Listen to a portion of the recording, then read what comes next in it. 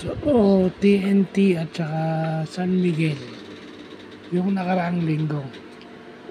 First win ng San Miguel. So, napansin ko rito, may mga kombinasyon.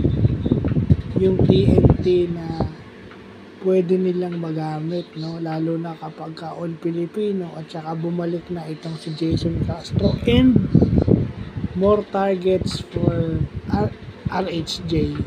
Kung si RHJ yung import nila, dapat lumalim yung local complement niya. Kasi kung mas marami siyang papasahan, mas mahihirapan na bantayan yung TNT dahil marami ng player ang pwedeng pasahan ni RHJ. Mas magiging flexible yung kanilang offense at yung mga depensa na ibabato ng kalaban ay mahihirapan. Kasi sino doon yung bibitawan mo? Dahil sa attention na ibinibigay nila kay RSJ, may mga open na player na pwedeng bigyan ng bola. Itong si Enciso, pwede mong ilagay sa 2 guard o point guard. Pwede mong ilagay si Jason Castro sa off guard.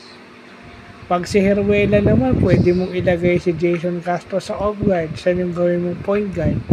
Or alternating sila.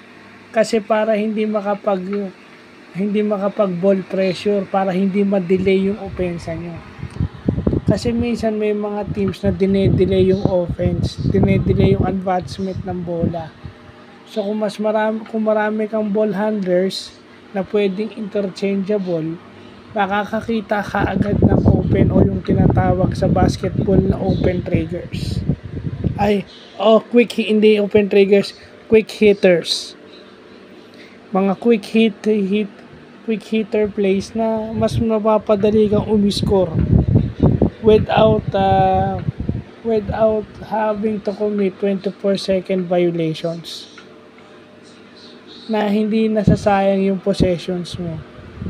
Kasi pag mas marami kang ball handler, pwede ka nang mag-set up ng play for corner hitters like Reynam Batak.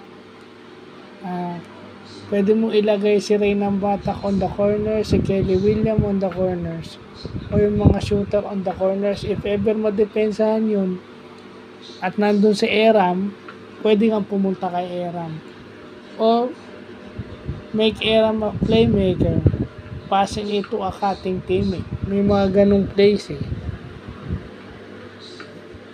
Ganon din si RSJ, pwede mo siyang ilagay sa post, no, na hindi siya nahihirapang magbaba ng bola. All RHJ need to do is just rebound the ball.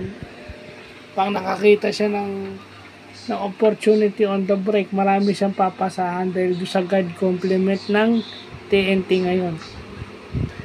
Si RR o si Roger Ray, pwede mo na siyang ilagay on a small forward position which solidifies your wing defensively. Sa perimeter, pag si Pugo yung 3, pwede. So, yung small ball lineup, mas okay din.